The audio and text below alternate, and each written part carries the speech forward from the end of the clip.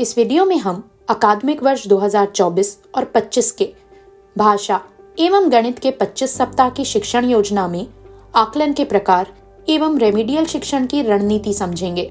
आकलन का उद्देश्य अधिगम स्तर के अनुसार बच्चों की प्रगति को जानना एवं उन्हें सीखने में आ रही चुनौतियों को चिन्हित कर शैक्षणिक रणनीति तैयार करना है।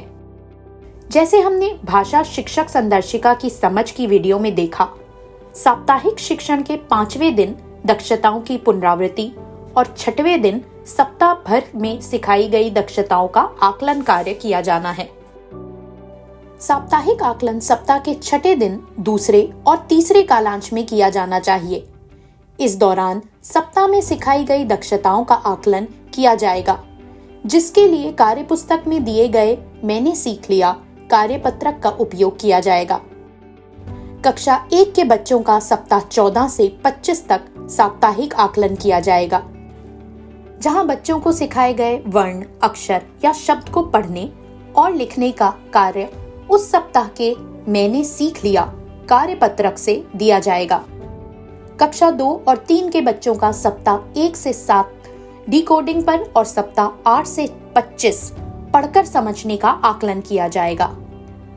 सप्ताह 14 से 25 बच्चों के साथ प्रवाहपूर्ण पठन का आकलन किया जाएगा, जिसके स्तरित पाठ कार्यपुस्तिका में दिए गए हैं। प्रवाहपूर्ण पठन के आकलन का तरीका शिक्षक संदर्शिका में उपस्थित है। आकलन के बाद बच्चों द्वारा प्राप्त अंकों को साप्ताहिक आकलन ट्रैकर में दर्ज किया जाएगा। आकलन के परिणामों के आधार पर बच्चों को 2 समूह में बांटा जाता है। समूह ए, जिनको 50% से कम अंक मिले हैं, उनके साथ रेमिडियल कार्य कराएं। समूह बी, जिनको 50% या उससे अधिक अंक मिले हैं, उनके साथ उनकी दक्षता के अनुसार स्वतंत्र पठन, लेखन, कार्यपुस्तिका और पाठ्य पुस्तक से कार्य कराएं। ध्यान रहे, आकलन के आधार पर समूह विभाजन केवल शिक्षक की सुविधा के लिए है। इस वर्ष रेमिडियल कार्य सप्ताह के 5वें दिन में तीसरे कालांश के अंतिम 20 मिनट में किया जाएगा। दोनों समूह के साथ रेमिडियल कार्य की योजना शिक्षक संदर्शिका में विस्तारित रूप में दी गई है। जैसे हमने गणित की शिक्षक संदर्शिका की समझ की वीडियो में देखा, गणित के साप्ताहिक शिक्षण चक्र के अनुसार दिवस 5 में शिक्षक उस सप्ताह में सिखाई गई अवधारणाओं का समेकन करेंगे। साप्ताहिक आकलन के आधार पर शिक्षक द्वारा बच्चों के साथ दिवस 6 में रेमिडियल शिक्षण और पुनरावृत्ति पर कार्य किया जाएगा। पहले 4 दिवस में पढ़ाए गए शिक्षण उद्देश्यों का समेकन 5वें दिवस के पहले कालांश में किया जाएगा। शिक्षक संदर्शिका में समेकन शिक्षण योजना का प्रतिदर्श दिया गया है। दूसरा कालांश रिक्त रखा गया है, जिसे जरूरत के अनुसार समेकन शिक्षण योजना या आकलन के लिए उपयोग करना जरूरी है। समेकन शिक्षण योजना करवाने के बाद तीसरे कालांश में आकलन प्रपत्र मैंने सीख लिया को कक्षा में छात्रों द्वारा हल किया जाएगा। मैंने सीख लिया कार्यपत्रक सप्ताह में पढ़ाई गई 3 दक्षताओं पर ही आधारित है। बच्चों को अभ्यास के अधिक मौके देने के लिए शिक्षक संदर्शिका में प्रक्रियात्मक प्रवाह जोड़ा गया है। दिए गए निर्देश अनुसार शिक्षक चिन्हित अवधारणाओं पर 8 से 10 प्रश्नों का स्वयं निर्माण कर बच्चों को नोटबुक पर स्वतंत्र रूप से कार्य करने के निर्देश दें। आकलन के बाद शिक्षक कार्यपत्रक की जांच करें और साप्ताहिक आकलन ट्रैकर में दर्ज करें। आकलन के आधार पर बच्चों को समूह ए और समूह बी में बांटा जाएगा।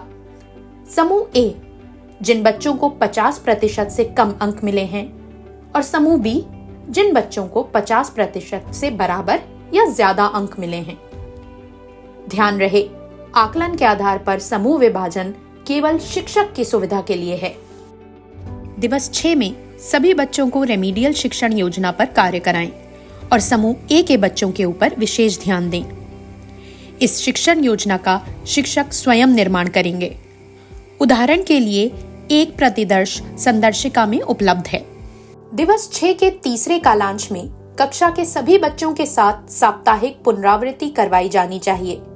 साप्ताहिक पुनरावृत्ति के लिए कार्यपुस्तक में कार्यपत्रक दिए गए हैं। आकलन और पुनरावृत्ति पत्रक पर कार्य पूरा होने के बाद शिक्षक बच्चों को अभ्यास के अधिक मौके देने के लिए प्रक्रियात्मक प्रवाह के अभ्यास के लिए निर्देश अनुसार 8 से 10 प्रश्न चिन्हित अवधारणाओं पर करवाएं।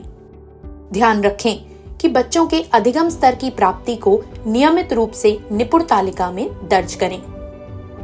आइए इस वीडियो के मुख्य बिंदु एक बार दोहरा लेते हैं।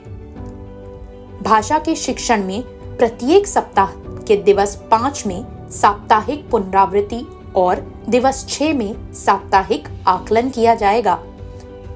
गणित के शिक्षण प्रक्रिया में दिवस 5 में समेकन एवं आकलन किया जाएगा और दिवस 6 में रेमेडियल और साप्ताहिक पुनरावृत्ति किया जाएगा। आइए इस वीडियो में प्रदर्शित आकलन एवं रेमेडियल प्रक्रिया के मुख्य बिंदुओं का कक्षा कक्ष में पालन करते हुए कक्षा 1 से 3 के सभी बच्चों को निपुण बनाएं।